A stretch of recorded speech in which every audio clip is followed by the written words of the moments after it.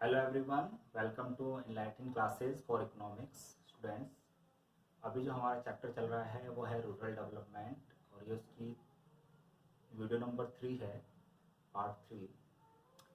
और last videos में हमने पढ़ा है challenges in credit and challenges in marketing. हमने काफ़ी सारे पॉइंट्स वहाँ पर डिस्कस किए थे। अब स्टार्ट करते हैं अबाउट द अल्टरनेटिव मार्केटिंग। तो alternative marketing a ray of hope to the small and marginal farmer who have been silent suffers at the hands of middle। तो क्योंकि मिडिल मैन का यहाँ पर रोल खत्म है, अब क्या होगा कि जो स्मॉल और मार्जिनल फार्मर है वो जाकर डायरेक्ट अपने प्रोडक्ट को सेल कर सकता है थ्रू दीज चैनल्स, है ना। साथ में यहाँ पर एक बेनिफिट्स और भी होता है कि जब रेगुलर बाइंग और सेलिंग रहती है इन चैनल्स के थ्रू, तो ये जो अल्टरनेटिव मार्केटिंग के सोर्सेज हैं ये इन फार्मर्स को एडवांस क्रेडिट भी प्रोवाइड कराते हैं, एडवांस मनी भी प्रोवाइड कराते हैं। उस एडवांस मनी को फार्मर्स अपने वर्किंग कैपिटल की तरह यूज़ कर सकता है। तो अब देखते हैं कि क्या क्या एग्जांपल्स हैं अल्टरनेटिव मार्केटिंग के हमारे आसपास। तो इसमें बहुत अच्छा एक एग्जांपल आप देखेंगे, बिग बाज़ार। ये सारी सिटीज़ में मिलते हैं और जो मेट्रो सिटीज़ या फिर बड़ी सिटीज़ होती हैं उनमें ये बहुत बड़े बड़े होते हैं। तो बिग बाज़ार है, अपनी मंडी है, तो ये स्पेशल स्टॉल्स लगाती हैं फॉर स्मॉल फार्मर्स के लिए, जहाँ पर वो अपने प्रोडक्ट को सेल कर सकते हैं। लेकिन उन्हें उनकी जो रिक्वायरमेंट है, बिग बाज़ार और अपनी मंडी, मतलब इनकी जो रिक्वायरमेंट है वो रेगुलर उन फार्मर्स को वहाँ पर वो रिक्वायरमेंट फुलफिल करनी पड़ती है। तो ये आप अगर देखेंगे ये पंजाब, हरियाणा और राजस्थान में है। और इसी तरह से रायतू बाज़ार हैं वो आंध्र प्रदेश के अंदर है, और उझवर सैंडीज हैं तमिलनाडु में। तो ये कुछ एग्जांपल्स हैं अल्टरनेटिव मार्केटिंग की, और हमने डिस्कस किया कि भाई क्या इनके बेनिफिट्स हैं। चलिए अब सेकंड ये देखते हैं कि क्या अदर सोर्सेज हो सकते हैं रूरल एरिया में रहने वाले लोगों के लिए other than agriculture. Traditional agriculture है उससे कुछ चेंज किया जाए तो वो कहलाता है एग्रीकल्चरल डाइवर्सिफिकेशन, मतलब जो उनका कल्चरल चला रहा है उसको डाइवर्ट करना। इसमें डाइवर्सिफिकेशन हम दो तरह के स्टडी कर रहे हैं। Number 1, diversification of crop production, मतलब क्रॉप प्रोडक्शन में डाइवर्सिफिकेशन, और दूसरा है डाइवर्सिफिकेशन ऑफ प्रोडक्शन एक्टिविटी। अब ये दोनों जो कॉन्सेप्ट है वो एक तरह से जो स्मॉल या मार्जिनल फार्मर्स हैं या फिर जो रूरल एरिया में रहने वाले फार्मर्स हैं उनके लिए बेनिफिशियल है। अब ये कैसे हो सकता है, पहले हम कॉन्सेप्ट को समझते हैं। बात यह है कि डाइवर्सिफिकेशन ऑफ क्रॉप प्रोडक्शन क्यों इम्पोर्टेंट है या क्यों नेसेसरी है रूरल डेवलपमेंट को लेके। तो पहले हम एक एग्जांपल समझ लेते हैं। सपोज एक कोई फार्मर है और ये उसका प्लॉट ऑफ लैंड है। उस प्लॉट ऑफ लैंड पर वो एक क्रॉप को प्रोड्यूस करता है और वो same type of crop produce करता है और उसकी जो प्रोडक्शन है बहुत हाई हुई।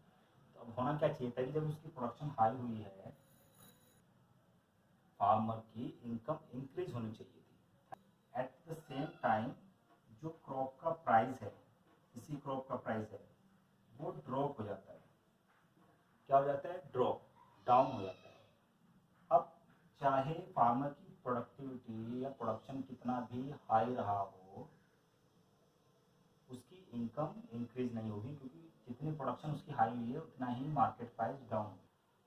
तो अब डाइवर्सिफिकेशन ऑफ क्रॉप प्रोडक्शन क्या कहता है? ये कहता है कि जो प्लॉट ऑफ लैंड है उसमें आप डिफरेंट काइंड की फार्मिंग करो, है ना। मतलब जो ट्रेडिशनल फार्मिंग कल्टीवेशन कर रहे हैं, जो ट्रेडिशनल फार्मिंग कल्टीवेशन कर रहे हैं उसके साथ साथ डिफरेंट क्रॉप्स को ग्रो करो। इससे क्या होगा, जब डिफरेंट क्रॉप ग्रो की फार्मर ने, तो सपोज एक क्रॉप का प्राइस डाउन हो गया। अब ऐसा तो नहीं है कि सारी क्रॉप का प्राइस डाउन हो जाएगा, है ना। हो सकता है एक क्रॉप की प्रोडक्शन बहुत हाई रही हो तो उसकी वजह से उसका प्राइस डाउन हो गया हो। वहीं पर जो दूसरी क्रॉप ग्रो की है फार्मर ने, हो सकता है उसको ज़्यादा फार्मर्स ने प्लांट नहीं किया हो, है ना। तो इस कंडीशन में जो सेकंड वाली क्रॉप है यहाँ पर इसका प्राइस जरूर हाई रहेगा। मतलब अगर एक क्रॉप का प्राइस डाउन है तो दूसरी का जरूर हाई रहेगा। सो जो इनकम है फार्मर की वो स्टेबलाइज हो सके। क्या हो सकेगी? स्टेबलाइज। उसको एकदम से मार्केट प्राइस की वजह से इनकम उसकी ड्रॉप नहीं होगी। अब यही पॉइंट्स को हम डिस्कस कर लेते हैं। ये है, पहला है क्या बेनिफिट होगा डाइवर्सिफिकेशन के? Minimise the market risk. देखो डाइवर्सिफिकेशन क्या, मैंने यहाँ पे 2 का एग्जांपल किया है, 2 क्रॉप प्रोड्यूस करने का। हो सकता है वो 2 से ज़्यादा भी कर सकता है, 3 या 4 अपने प्लॉट ऑफ लैंड में। तो minimize the market risk, market risk कम हो रहा है किस चीज़ की वजह से? Due to the price fluctuation. Price fluctuation हमने डिस्कस किया, जब प्रोडक्शन हाई हो जाती है तो मार्केट में सप्लाई ज़्यादा हो जाती है, इसकी वजह से प्राइस डाउन हो जाती है। तो इस तरह से अगर फार्मर की प्रोडक्शन हाई भी होती है तो उसको बेनिफिट नहीं मिल रहा है। लेकिन जब वो डाइवर्सिफिकेशन ऑफ क्रॉप प्रोडक्शन करेगा तो हो सकता है एक क्रॉप की प्राइस डाउन हो लेकिन दूसरे का प्राइस जरूर इंक्रीज होगा। नेक्स्ट है मानसून फेलियर। मानसून फेलियर की वजह से कुछ क्रॉप ऐसे होते हैं जिनको ज़्यादा इरीगेशन की जरूरत पड़ती है और दूसरे क्रॉप्स ऐसी होती है जिनको इरीगेशन कम जरूरत पड़ती है। जैसे हम अगर कहें कि जो राइस प्रोडक्शन है उसमें इरीगेशन की बहुत ज़्यादा जरूरत पड़ती है, और जो दूसरी क्रॉप्स है चाहे लाइक शुगर केन, उसमें इरीगेशन की कम जरूरत पड़ती है। तो यहाँ पर क्या होगा कि मानसून फेलियर अगर हो जाते हैं, मतलब कम बारिश होती है, कम रेनफॉल होता है, तो जो क्रॉप प्रोडक्शन है राइस की वो लगभग अपनी प्रोडक्टिविटी से डाउन रहेगी।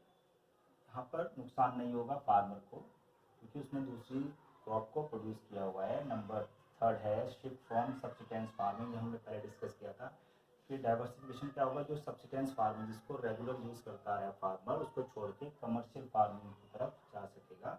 मतलब सेल्फ कंजप्शन ना करके सरप्लस ग्रो करने के बारे में सोच सकेगा और उसको मार्केट में सेल करेगा। अब समझ लेते हैं कि डाइवर्सिफिकेशन ऑफ प्रोडक्शन एक्टिविटी क्या होता है। ये भी कॉन्सेप्ट लगभग एक ही बात कहता है कि जो एग्रीकल्चर में या रूरल एरिया में मेन एक्टिविटी है एम्प्लॉयमेंट की, वो है फार्मिंग रिलेटेड टू एग्रीकल्चर।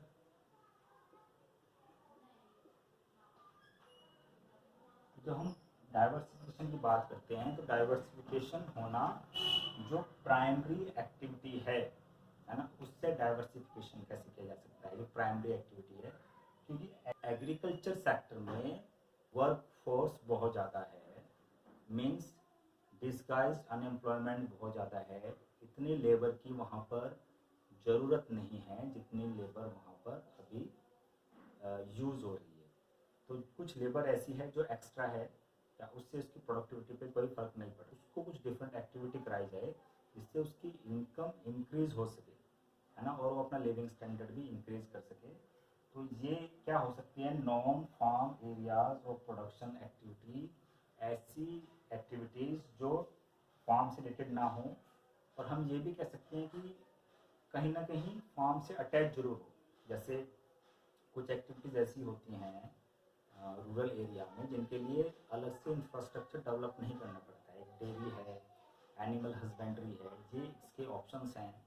और अगर रूरल एरिया में रहने वाले लोग इन एक्टिविटीज़ में इन्वेस्टमेंट करते हैं तो उनको बेनिफिट होता ही होता है।